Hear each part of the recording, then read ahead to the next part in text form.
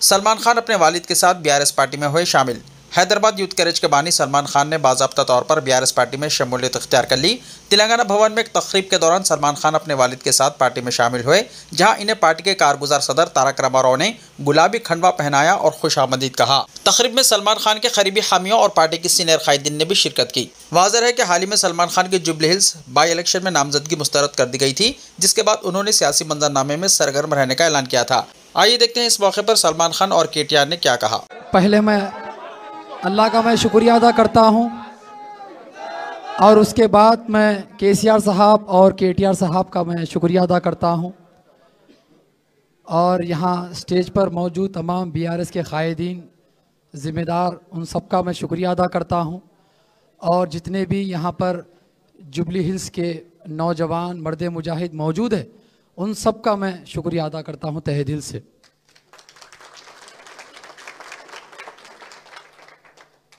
और जैसा कि आप सब जानते हैं कि जुबली हिल्स बाई इलेक्शन का वक्त चल रहा है और इस जुबली हिल्स बाई इलेक्शन में काफ़ी लोग अपनी किस्मत आजमा रहे।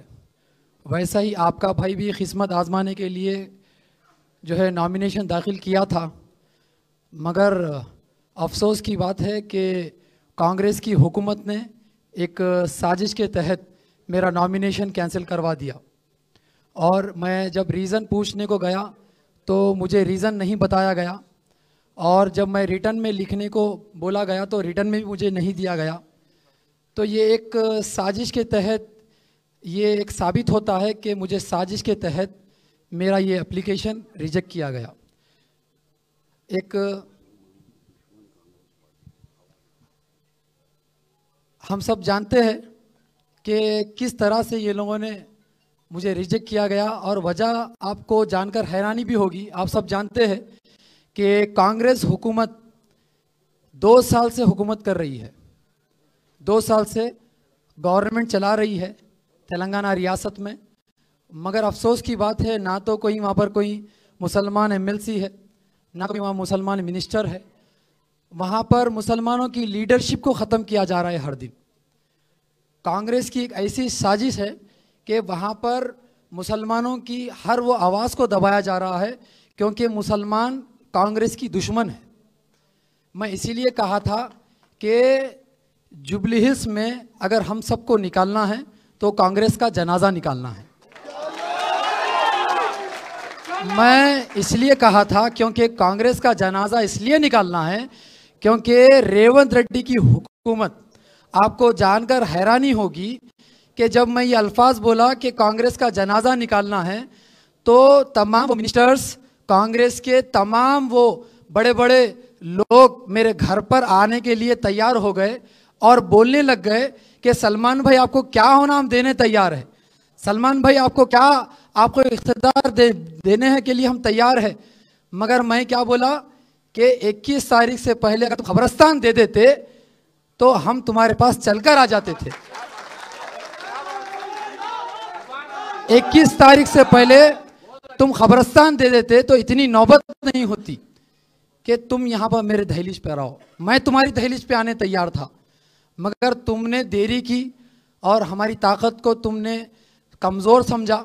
आज मैं एक ऐसी ताकत के साथ हूँ जो सेकुलरिज्म को ज़िंदा रखती है और जब मैं केटीआर साहब से मेरी मुलाकात हुई, मैं तहे दिल से मैं केटीआर साहब का मैं शुक्रिया अदा करता हूं और उनके लिए मेरे दिल में बहुत जगह बन गई। वो इसीलिए क्योंकि मेरी मुलाकात जब हुई, वो उस मुलाकात में केटीआर साहब के जो अल्फाज थे मैं आपके सामने बयान कर रहा हूं। उन्होंने कहा कि सलमान भाई मुझे एक चीज़ का डर है, मुझे एक चीज़ का डर ये है कि हिंदुस्तान में जो हालात बनते आ रहे हैं वो हालात खुदा ना खास्ता हमारे तेलंगाना में क्यों होना हो जाए। ऐसे हालात मुझे डर है। वो कौन से हालात है कि जहाँ पर एक ही थाली में खाने को बैठे तो उसमें हिंदू भी हो, उसमें मुसलमान भी हो, उसमें सिख भी हो, उसमें ईसाई भी हो। ऐसा माहौल तेलंगाना का होना चाहिए। जब ये अल्फाज मैं सुना कि एक हम जो है ना गंगा जमुना तहजीब को जो है ज़िंदा रखने के लिए हमारे केटीआर साहब के दिल में एक तड़प है, एक फिक्र है, तो बहुत बड़ी बात है, बहुत बड़ी बात है। और एक चीज़ मैं मुतालबा किया केटीआर साहब से कि जो ग्रेवयार्ड का था, तो 1 सेकंड नहीं लिए केटीआर साहब, 1 सेकंड नहीं लिए हाँ बोलने पर, क्योंकि वो बुनियादी हक है जो हमको मिलना भी ज़रूरी है और इंशाअल्लाह वो मिलकर रहेगा। अगर हम इख्तिदार के भूखे रहते तो हम कहीं पर और चले जाते, मगर हमको जो हक लेना है इज्जत के साथ वो हम लेंगे इंशाल्लाह, और वो केटीआर साहब देने के लिए तैयार है। और ये कांग्रेस की हुकूमत कल से खरीदने की कोशिश कर रही थी, कल से खरीदने की कोशिश कर रही थी, तमाम वो मिनिस्टर्स खरीदने की कोशिश कर रहे थे। तो मैं ये बात केटीआर साहब के सामने भी रखा। केटीआर साहब ने कहा कि हम लड़ रहे हैं, हम वॉरियर्स हैं, हम फाइटर्स हैं, हम हमारे हक लेने के लिए हम फाइट करेंगे। तो ये बात भी अच्छी दिखी। अब मैं एक कांग्रेस के जो जितने जिम्मेदार जो मेरे पीछे लगे हुए थे, कल से पूरी ताकत लगा लिए, पूरे मिनिस्टर्स आ गए, तमाम वो जिम्मेदार आ गए, ये बोलने लगे कि तुमको ये दे देंगे, वो दे देंगे, वो ये कर देंगे, आप बस एक बार सीएम रेवंत रेड्डी साहब के साथ मुलाकात कर लो। मगर मेरा दिल जो है ना ज़मीर गवारा नहीं करा, ना मेरा ईमान गवारा करा कि मैं ख़बरस्तान का सौदा कर सकूं। ये लोग ख़बरस्तान नहीं दे सकते, वो सबको मालूम है। और हमारी जुबली हिल्स में जो लड़ाई है वो ख़बरस्तान की है, और मेरा मकसद था ख़बरस्तान हासिल करना। वो केटीआर साहब आपको आगे बताएंगे इंशाल्लाह। और मैं उम्मीद कर रहा हूँ यहाँ जितने भी लोग यहाँ पर अब जो आए हैं, पूरे जुबली हिल्स के जिम्मेदार है, हाथ उठाओ कितने जुबली हिल्स के मेरे साथ आए हुए। तमाम ये जिम्मेदार अहद कर लो कि आने वाले दिनों में जुबली हिल्स में कांग्रेस का जनाजा निकालने के लिए तैयार है इंशाल्लाह। और बीआरएस को इतना मजबूत करना है पूरी रियासत में, तेलंगाना रियासत में बीआरएस का झंडा ऊंचा करना है इंशाल्लाह। और जो रेवंत रेड्डी जो हुकूमत चला रहे, वो रेवंत रेड्डी की उसकी औकात भी ये बताना है कि हम कमजोर नहीं हैं, हमको पूछने वाला एक मसीहा हमारे दरमियान में है। तुम मुसलमानों के वोट तो हासिल कर लिए, मगर तुम हमको पूछ के नहीं देखे, एक बुनियादी हक तुम नहीं देख सके, मगर सिर्फ मुसलमानों के तुम वोट लेते गए और आज तक हमको कुछ हासिल नहीं हुआ।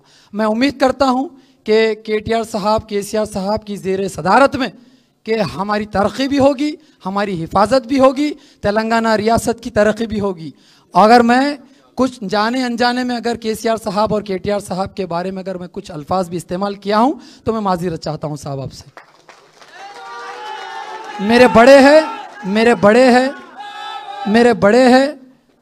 हैं और मेरे दिल में इज्जत होती है बड़ों की, क्योंकि मेरी तरबियत हुई है बड़ों की इज्जत करना। अगर मेरी गलती होती है तो मैं नादिम भी हो जाता हूँ, ये मेरी तरबियत है। और आप सब जानते हैं कितने मुश्किलों से, कितने तकलीफ़ों से मैं गुजरा हुआ इंसान हूँ, बहुत मुश्किलों से गुजरा हुआ इंसान हूँ। सब जानते हैं यहाँ पर, सब जानते हैं यहाँ पर। और जुल्म करने वाले कोई और नहीं थे, वो हमारे ही लोग थे जो हमारे पे जुल्म करे। और सब जानते कि कितना जुल्म हुआ मुझ पर, मगर वो जुल्मों से सहा, लड़ा, और आज एक ऐसे प्लेटफॉर्म पे बैठा हूं जहां पर एक मुजाहिद और एक वॉरियर बैठे हैं मेरे साथ।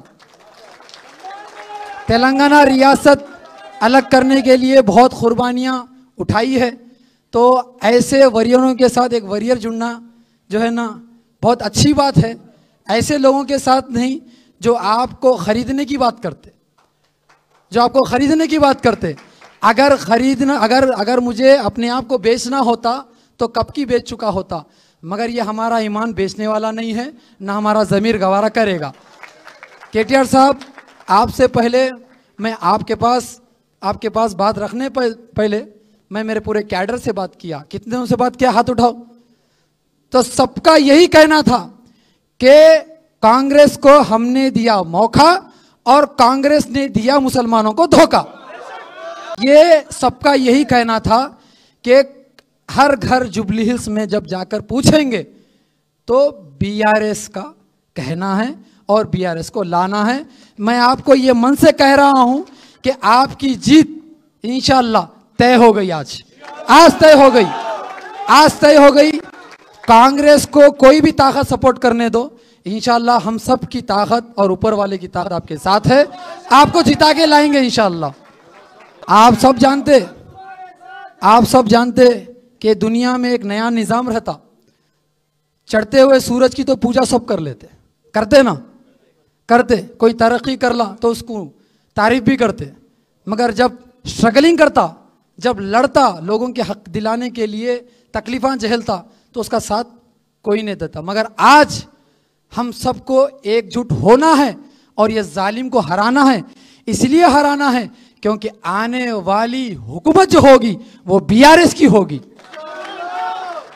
मैं ये दावे के साथ कह रहा हूं, ये आने वाली हुकूमत बीआरएस की होगी और मैं उम्मीद करता हूं कि हमारे आने वाले सीएम साहब हमारे केटीआर साहब होंगे।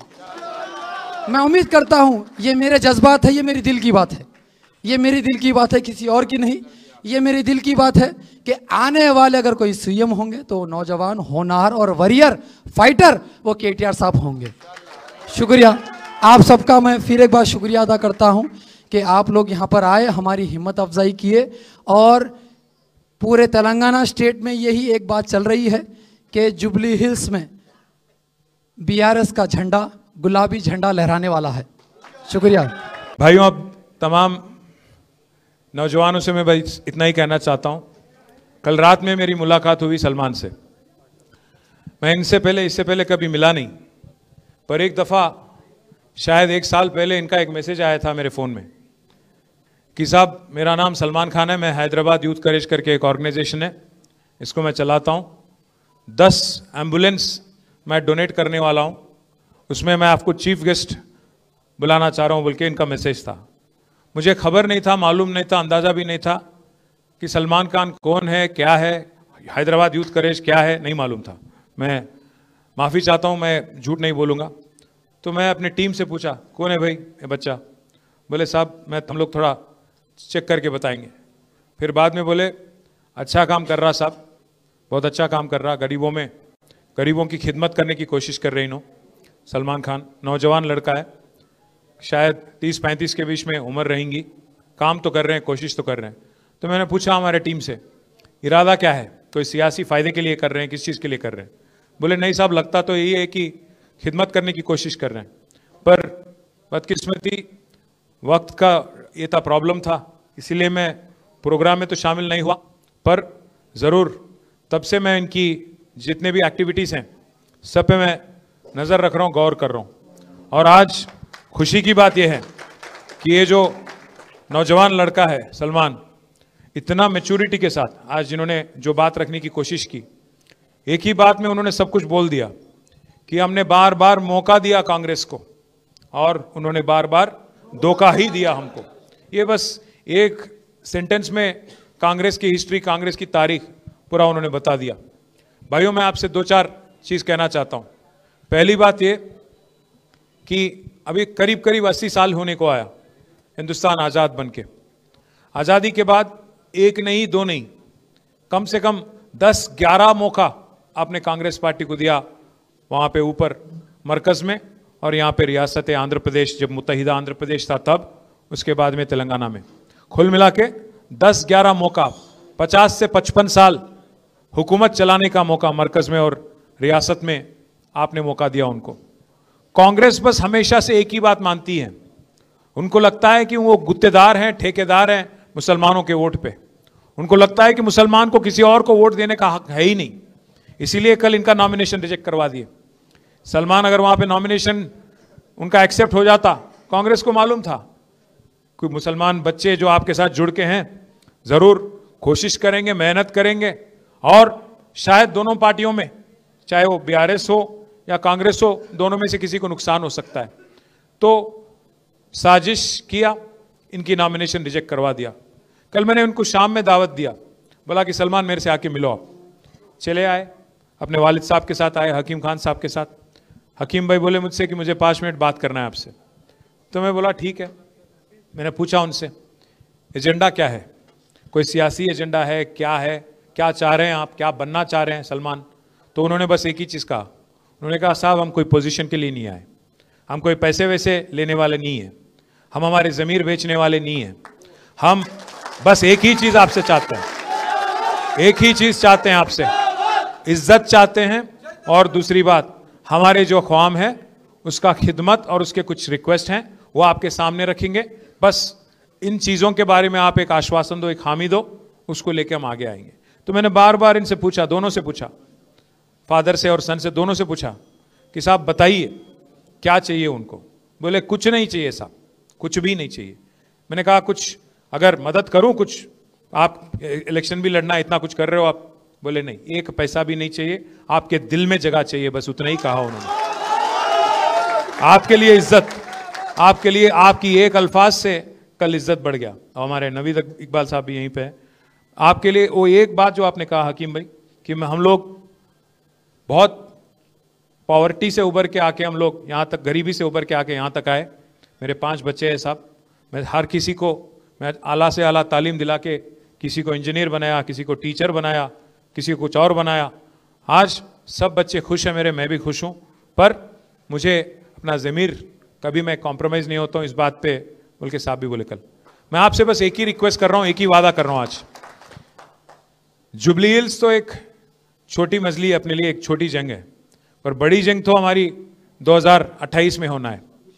केसीआर साहब जो हैं ऐसे सेक्युलर लीडर हैं, तारीख में शायद हिंदुस्तान, आज़ाद हिंदुस्तान में आज तक कोई चीफ मिनिस्टर ऐसा काम आज तक नहीं किया। आप एक बार सोचिएगा, अभी हमारे शकील साहब कह रहे थे आपसे जब मुखातिब हुए कि आला से आला तालीम, एक बार सोचिए आप, 1,40,000 बच्चे आज टिमरिस स्कूल में पढ़ते हैं।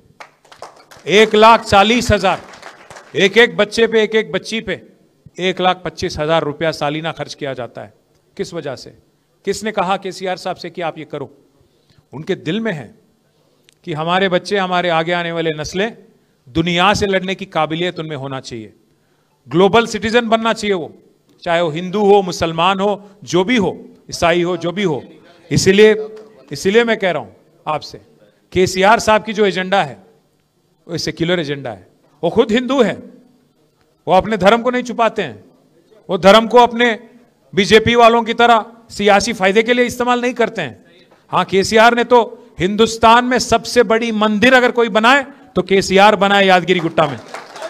वो छुपा छुपी कुछ नहीं करे केसीआर साहब, खुल्लम खुल्ला करे, बाज़ाब्ता करे, टेंपल भी बनाए, यज्ञ भी करे, और हर किसी की रीत और रिवाज की भी इज्जत केसीआर साहब करते हैं, चाहे हिंदू हो, मुसलमान हो, ईसाई हो, जो भी हो। इसीलिए अगर एक मुसलमान बच्ची की शादी में शादी मुबारक मिलता है तो हिंदू बच्ची और क्रिश्चियन बच्ची की शादी में कल्याण लक्ष्मी मिलता है। अगर एक हिंदू बच्ची को साड़ी मिलता है बतकम्मा दशहरा के दौरान, तो रमजान तोहफा मिलता है हमारे गरीब मुसलमान भाइयों को, बहनों को। और हमारे क्रिश्चियन भाई अगर हैं, ईसाई हैं, तो उनको क्रिसमस गिफ्ट दिया जाता है। ऐसे सेक्युलर लीडर तारीख में हिंदुस्तान में आज तक आपको देखने को नहीं मिला होगा। एक और बात भी आपको याद दिलाता हूं मैं, तालीम और आसरा पेंशन और इसके अलावा काफी सारे जो मदद गरीबों को देना चाहिए, वो सब कुछ केसीआर साहब ने करने की कोशिश की। कांग्रेस के दौर में 200 रुपया पेंशन था, उसको 10 गुना बढ़ाया केसीआर साहब ने। आज आप देखिए क्या माहौल है हैदराबाद में, चाहे आप कोई भी मजहब के हो। आप 2 साल हो गया कांग्रेस की हुकूमत आके, इंदिरा राज्यम बोले, इंदिरा राज्यम, इंदिरा राज्यम। क्या है इंदिरा राज्यम? गला तोड़ना। क्या है इंदिरा राज्यम? जो वादे करे उसको पूरी तरह से नहीं निभाना, यही आपकी राज है। 420 वादे करे, एक नहीं, 2 नहीं, 420, 6 गारंटी दिए, उसमें से एक फ्री बस बोल के वो दे दिए। वो फ्री बस भी क्या चीज है? औरतों को फ्री, उनके शौहर को डबल रेट। क्या का फ्री? आप सोचो, आप इसको हैदराबाद में क्या बोलते मालूम? बैगन की बात बोलते।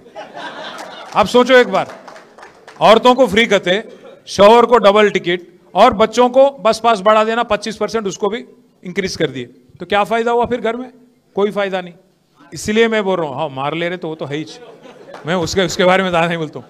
बस आप एक बात सोचिए, 2 साल हो गए इनको, शायद वक्त नहीं मिला चीफ मिनिस्टर को, एक कोई रिप्रेजेंटेटिव नहीं है मुस्लिम कम्युनिटी से। हिंदुस्तान में पहली बार, आजाद हिंदुस्तान में पहली बार एक ऐसी कांग्रेस हुकूमत है जहां कोई रिप्रेजेंटेशन है मुसलमान का।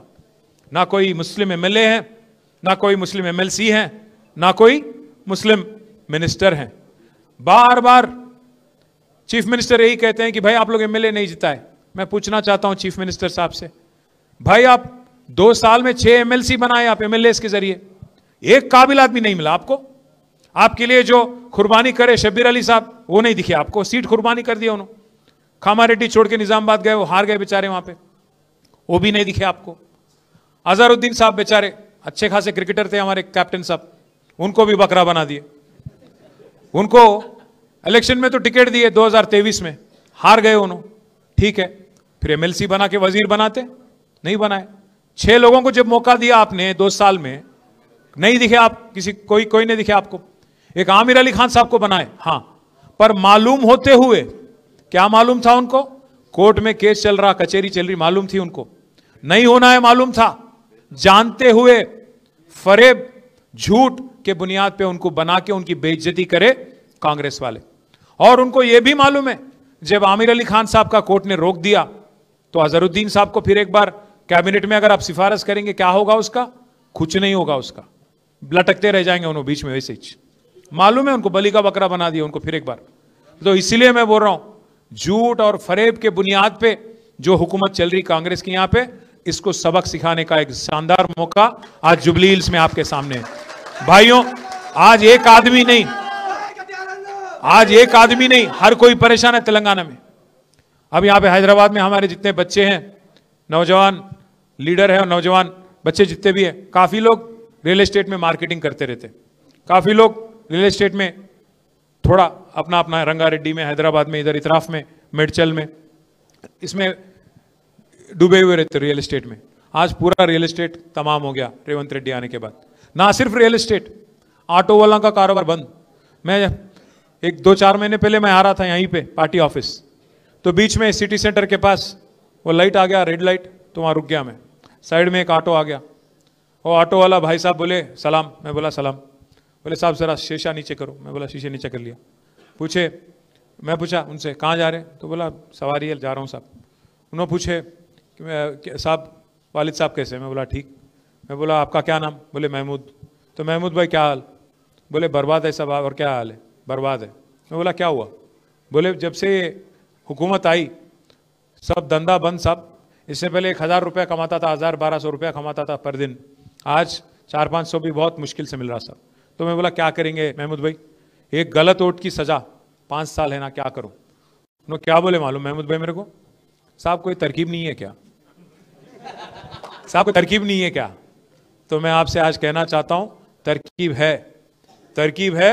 जुबली हिल्स में मुंह तोड़ जवाब दो, जमानत जब्त करो, कांग्रेस की जमानत जब्त करो, तब जाके एहसास होता इनको, तब जाके पता चलता इनको कि अवाम कितनी दुखी है, अवाम कितनी दर्द में है। आज कोई खुश नहीं है। खबरस्तान का मसला भाई ने उठाया, मैं आपसे वादा कर रहा हूं आज अगर हुकूमत नहीं मानती है, सीधा सीधा जिद्दोजहद करेंगे, जल्द से जल्द इनसे छीनने की कोशिश करेंगे, हासिल करने की कोशिश करेंगे। अगर हुकूमत नहीं मानती, 2 साल में हमारी हुकूमत वापस आ रही, केसीआर साहब फिर चीफ मिनिस्टर बनने वाले हैं। और मैं वादा कर रहा हूं आपको, वादा कर रहा हूं आपके साथ, पहले ही हफ्ते में जीओ निकालेंगे, आपको आपके हवाले कर देंगे, जो भी जमीन वहां पे है आपके हवाले करेंगे। और साथ साथ बड़े भाई, साथ साथ एक और बात भी कह रहा हूं, अगर वहां सरकारी जमीन नहीं मिलती, अगर प्राइवेट की जमीन भी है तो 2-4 एकड़ वहीं प्राइवेट की जमीन भी खरीद के आपको देना मेरी जिम्मेवारी है, ये मेरी जिम्मेवारी है। मैं भाइयों से मैं एक और चीज भी कह रहा हूं, हम ये वादा ऐसे ही हवा में नहीं कर रहे हैं। जो बगल में सनत नगर है वहां पे मैंने ही दिलवाया था, वहां पे 4 एकड़ जमीन हैदराबाद पब्लिक स्कूल की लेके खबरस्तान के लिए हमने ही दिलवाया था, केसीआर हुकूमत ने दिलवाया था। अंबरपेट में हमारे एमएलए साहब यहीं पे थे अभी, वेंकटेश साहब, अंबरपेट में भी 5 एकड़ जमीन वहां पे भी दिलवाया था हमारी हुकूमत ने। साथ ही साथ हमारे महमूद अली साहब जो फॉर्मर डिप्टी चीफ मिनिस्टर भी हैं, साबिका रेवेन्यू मिनिस्टर भी हैं, उनके फर्जन हमारे भाई आजम भी यहां बैठे हुए हैं, उनके सदारत में 125 एकड़ जमीन, 125 एकड़ जमीन हमने रंगारेड्डी में और मेडचल में हमारे भाइयों के लिए, बरेल ग्राउंड खबरस्तान और सिमेट्री के लिए, क्रिश्चियन और मुस्लिम के लिए 125 एकड़ जमीन देने वाली हुकूमत केसीआर हुकूमत है, 1 नहीं 2 नहीं। तो इसलिए भाइयों जुबली हिल्स में, हाँ मैं हाकिम भाई को भी कल बोला था, हमारे जहन में आए नहीं, वरना कब का हो जाता, ये भी कोई बड़ी बात नहीं है, कब का हो जाता। हिर्रागड्डे का हो या शेखपेट में जो बगल में आपका वहां पे भी एरिया है, वहां पे भी हो जाता कब का। अब आप इस आदमी को देखिए, रेवंत रेड्डी को एक बार समझने की कोशिश करिए। बोल दिए हड़बड़ी में कि वहां दे दिया आपको जमीन। कहाँ है वो जगह? क्या? अलकापुरी कॉलोनी, शेखपेट के इतराफ में, उसके बगल में, वहां पे अलकापुरी कॉलोनी बोल के। सुबह बोले हाँ दे दिए भाई, चलो ले लो। 200-500 गज, क्या है वो, 2500 गज। सुबह बोले कागज निकाल दिए, दे दिए, ले लो जाओ। फिर आर्मी वाले आ गए दोपहर। ऐसा नहीं है कि रेवंत रेड्डी को नहीं मालूम है, उसको सब कुछ मालूम है। ऐसा नहीं कि रेवंत रेड्डी को नहीं मालूम है, उनको सब कुछ मालूम है। उनको मालूम है कि बीसीस का जो 42% रिजर्वेशन बोल के जीओ निकाले, उनको मालूम है कि कोर्ट उसको रोकने वाला है, फिर भी दिए। वैसे ही उनको मालूम था कि जो कागज दे रहे हैं 2500 गज का जमीन, वो भी नहीं टिकेगा, आर्मी वाले आएंगे रोकेंगे, मालूम था, पर होना बोल के दिए और बेइज्जती भी करवा दिया। धोखा करे, बेइज्जती भी करे। इसीलिए मैं कह रहा हूं भाइयों, जो भी कांग्रेस करती है, आप सोचो, अगर आज राहुल गांधी बोलते हैं बिहार में, क्या बोलते हैं राहुल गांधी वहां पे, कि 65 साल बाद, 80 साल बाद मुसलमान आज भी गरीब है, पासमंदगी में है, लाचारी में है, तो कौन जिम्मेदार है? 65 साल हुकूमत चलाने वाला कांग्रेस कि 10 साल तेलंगाना में हुकूमत चलाने वाले केसीआर, कौन जिम्मेदार है? आपको 10-11 मौका देने के बाद, अगर आपकी नाकामी की वजह से, आपकी लापरवाही की वजह से अगर आज मुसलमान गरीब है, लाचार है, तो कौन जिम्मेदार है? किसको वोट देना चाहिए फिर? तो इसीलिए मैं भाइयों आपसे रिक्वेस्ट करता हूं, जुबली हिल्स में जो हो रही है, ये इंसाफ की जंग है। आज 10 साल की केसीआर की हुकूमत आपके सामने है, क्यों काम हमने किया। शेखपेट की फ्लाईओवर आपके सामने है, घर घर में जो 20,000 लीटर मुफ्त में पानी दिया गया वो आपके सामने है, 24 घंटा जो बिजली जलती थी वो आपके सामने है। और हमारे गरीब भाई, जो गरीब हमारे भाई बहन है, जिनको 2000 का वजीफा आसरा पेंशन जो केसीआर ने दिया वो आपके सामने है। गरीब बच्चियों की शादी में जो शादी मुबारक 1 लाख रुपया दिया गया वो आपके सामने है। और 20-20 लाख देके माइनॉरिटी ओवरसीज स्कॉलरशिप,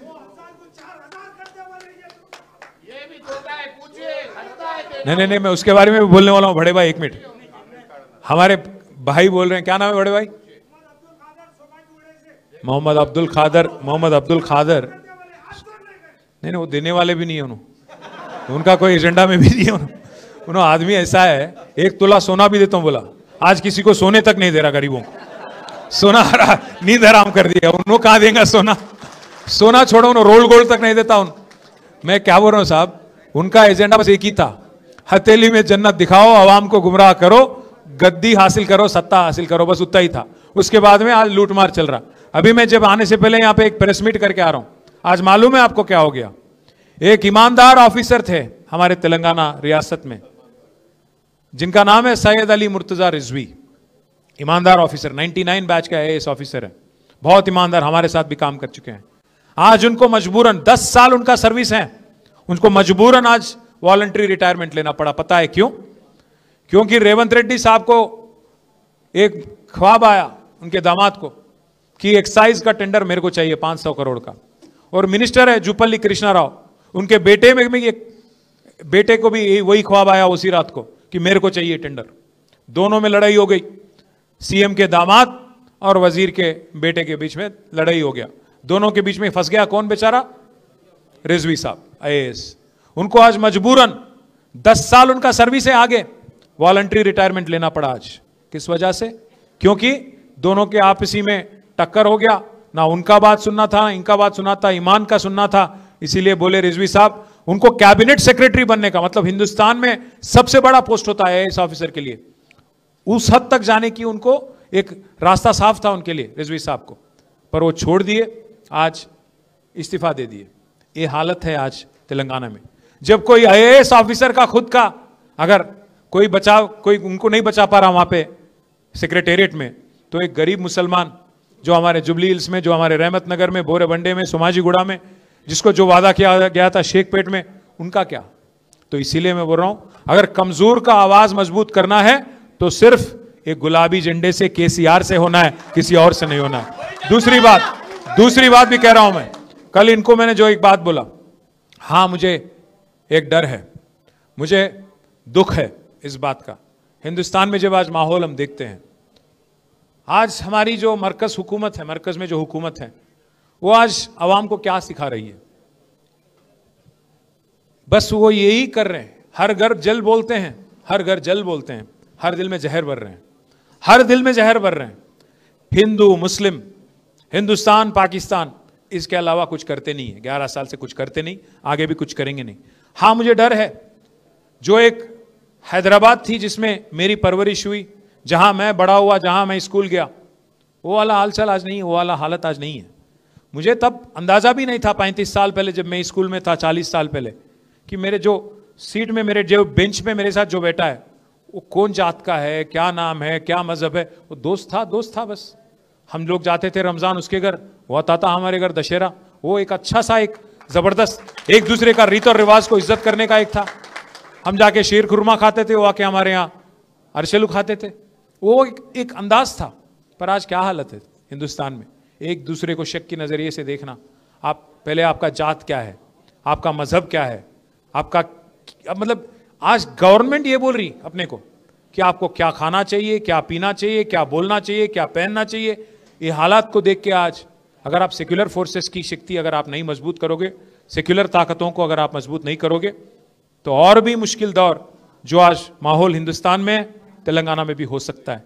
इसीलिए हम सबको एकजुट होना है, जैसा सलमान ने कहा, एकजुट होना है, एकजुट होकर लड़ना है। और ऐसे सेक्युलर लीडर केसीआर, इनको मजबूत करना है। मजबूत करके जो जॉइंट वेंचर गवर्नमेंट जो चल रही है यहाँ पे कांग्रेस और बीजेपी की, इनको किसी भी हाल हराना है। आप शायद हैरान होंगे कि भाई इन्होंने जॉइंट वेंचर गवर्नमेंट कई को बोल रहे हैं। जॉइंट वेंचर गवर्नमेंट इस वास्ते बोल रहा हूं भाई, एक मिनट गौर करो आप।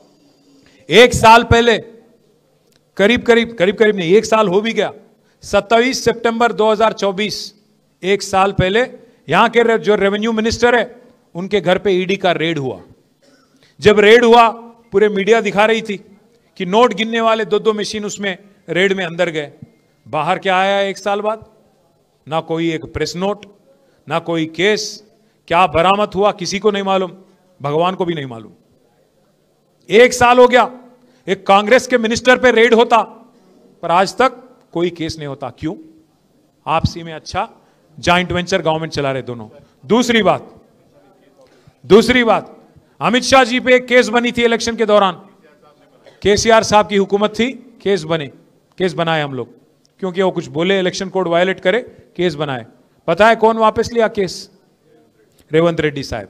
और तीसरी बात, वक्फ अमेंडमेंट बिल बीजेपी लाई, हम उसका मुखालिफत करें, 4 वोट है हमारे राज्यसभा में, उसके खिलाफ वोट भी करे, फिर भी बिल पास हो गया, क्योंकि बीजेपी के पास ताकत है, नंबर है, पास हो गया बिल।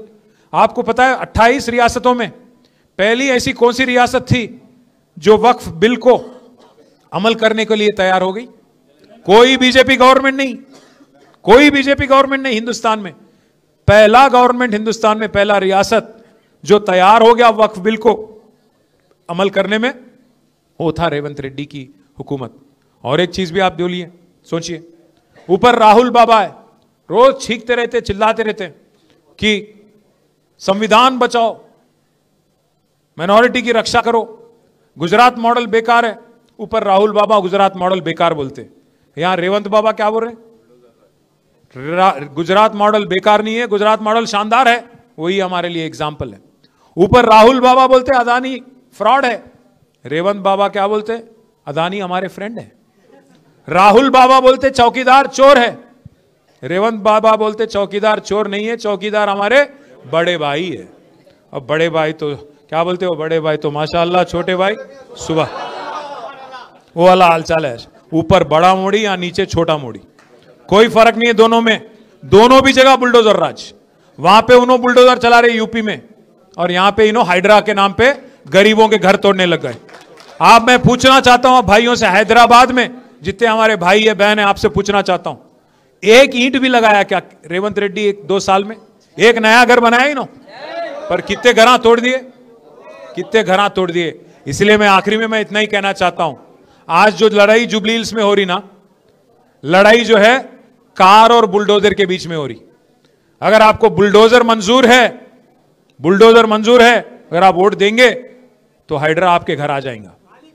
आप देख लो, उधर कार इधर बुलडोजर। अगर एक और तरीके से मैं बोलूं तो मैं इतना ही कह के बंद करूंगा, उधर कार है इधर बेकार है।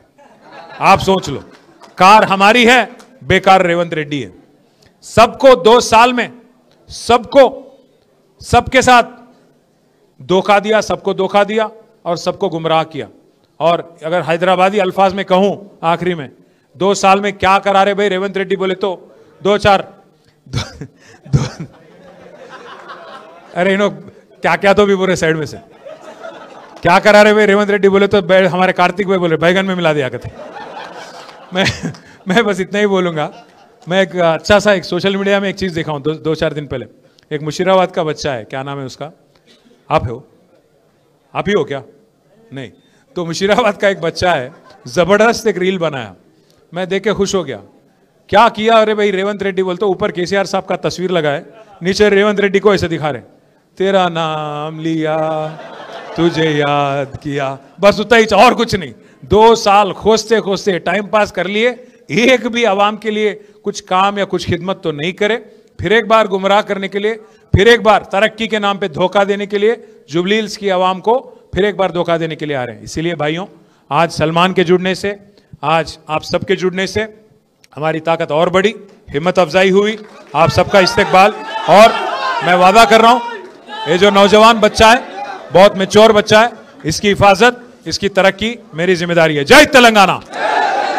वीडियो को लाइक शेयर कीजिए और अगर आप हमें YouTube पर देख रहे हैं तो हमारे चैनल को सब्सक्राइब कर लीजिए और अगर Facebook और Instagram पर देख रहे हैं तो पेजेस को फॉलो कर लीजिए ताकि ऐसे ही ताज़ा तरीन अपडेट्स आइंदा भी आपको मिलती रहे।